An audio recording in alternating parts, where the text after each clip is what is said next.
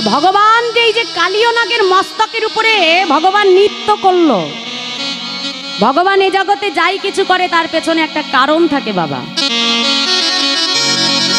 এত জায়গা থাকতে ওই কালীয় নাগের মাথাতেই ভগবান নৃত্য করলো। আর কেন ওই কালীয় নাগের মস্তকেই ভগবান নৃত্য করেছিল? আরো তো সাপ ছিল, তাদেরকে তো ভগবান উদ্ধার করেনি, কালীয় নাগকেই করেছিল। কেন? এর পেছনে একটা অনেক বড় কারণ রয়েছে। এই কালীয় নাগ তিনি পূর্ব জন্মে ছিলেন চন্দ্রধ্বজ রাজা। জয় রাধে। তিনি ছিলেন পূর্ব জন্মে চন্দ্রধ্বজ রাজা। এই চন্দ্রধ্বজ রাজার এক সময় বড় পিত্তশূল বেদনা হয়েছে। শুনে নাও মা, এই কালীয় নাগ পূর্ব জন্মে কে ছিলেন? এমনি এমনি ভগবান তাকে উদ্ধার করেনি। তাই চন্দ্রধ্বজ রাজার যখন পিত্তশূল বেদনা হলো, তখন তাকে বিধান দেয়া হলো যে এই চন্দ্রধ্বজ রাজা যদি সোনালি হাসে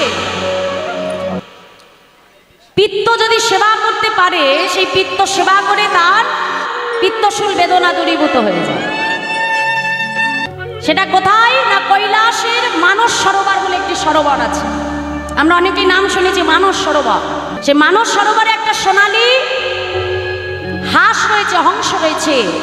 সেই হংসের পিত্ত যদি সেবা করে তাহলে চন্দ্রধ্বজ রাজার বেদনা দূরীভূত হয়ে যায়।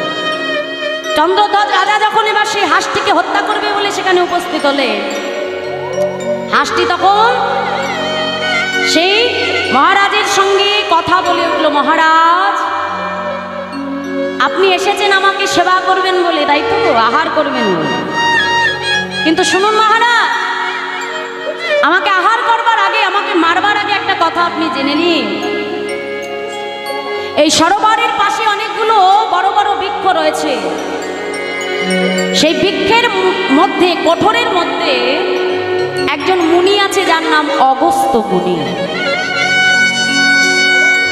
সেই অগস্ত্য মুনির চরণ ধৌত জল যদি আপনি পান করতে পারেন,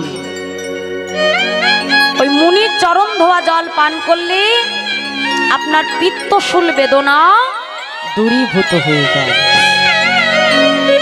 এখন রাজা মনে মনে চিন্তা করছে, বেশ, একটা প্রাণীকে হত্যা না করে যদি আমার পিত্তশূল বেদনা দূরীভূত হয়ে যায়, তাহলে আর খামোকা প্রাণী হত্যা করে আমার লাভ নেই। কি করলো? এবার সেই ওই সরোবরের পাশে যত বৃক্ষ আছে তাদের কঠোরের মধ্যে যে চন্দ্রধ্বজ রাজা সেই অগস্ত্য মুনিকে খুঁজতে লাগলো। খুঁজতে খুঁজতে একটা বৃক্ষের কাছে এসে দেখছে মুনিবর বৃক্ষের কঠোরে ধ্যান করছে। করজোরে এসে চন্দ্রধ্বজ রাজা প্রণাম করে বললেন, মুনিবর আমার বড় পিত্তশূল বেদনা হয়েছে, আপনি যদি কৃপা করে আপনার একটি চরণ আমার দিকে এগিয়ে দেন, আপনার চরণ ধৌত জল পান করলে আমার পিত্তশূল বেদনা দূরীভূত হয়ে যাবে। অগস্ত্য মুনি কথাটা শুনে বাবা কি করলো? তার দক্ষিণ পদ আর তার ডান পাটা বাড়িয়ে দিলেন। আর যেই না বাড়িয়ে দিয়েছে মা, দেখলো কি জানো? সারা পায়ে একেবারে ঘা ভরে আছে। আর যেই না ঘা দেখেছে, মনে মনে চিন্তা করছিস, এই সারা পায়ে ঘা, এই পা ধোয়া জল কি খাওয়া যায় নাকি? হ্যাঁ, একটা কাজ করা যাক, হয়তো অন্য পাটা ভালো হলেও হতে পারে। মুনিবরকে ডেকে বলছে, মুনিবর এই পাটা সরিয়ে দিয়ে যদি আপনার ওই বাম পদটা কৃপা করে বার করে দেন, আপনার সারা পায়ে তো ঘা, এই জল কেমন করে খাই বলুন? কি করলো মা? ওই ডান পাটা তুলে নিয়ে যেই না বাম পাটা বাহির করেছে, সর্বনাশ। আগে যদিও বা শুধু পায়ে ঘা ছিল মা, এখন বাম পায়ে কি দেখলো জানো? ঘায়ের সঙ্গে বড় বড় পোকাও রয়েছে। এখন চিন্তা করছে যে না, মুনিকে অবজ্ঞা করা যাবে না, অভিশাপ দিয়ে দেবে।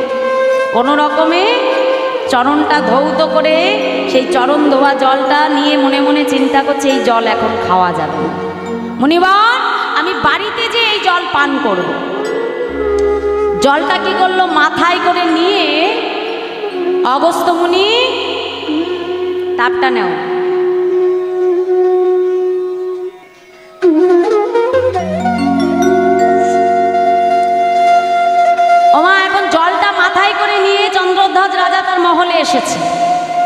এসে তার স্ত্রীকে ডেকে বলছে, শোনো, এই জলটা একটা কাজ করো, ছাদে প্রখর রৌদ্রের তাপে দিয়ে এসো।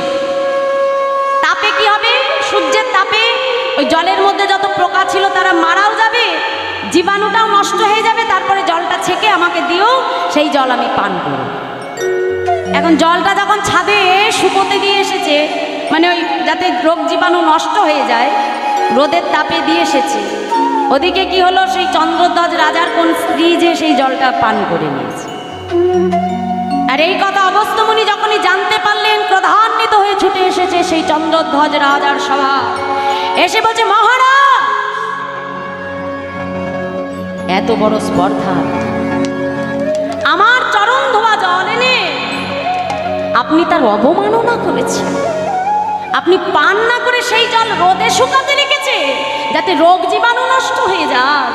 শুনুন মহারাজ, আমি অগস্ত্যমুনি এই মুহূর্তে আপনাকে অভিশাপ দিলাম। আমার চরণ ধৌত জলকে আপনি অবহেলা করেছেন বলে এই মুহূর্ত হতে আপনি সর্পকুলে জন্ম নেবে।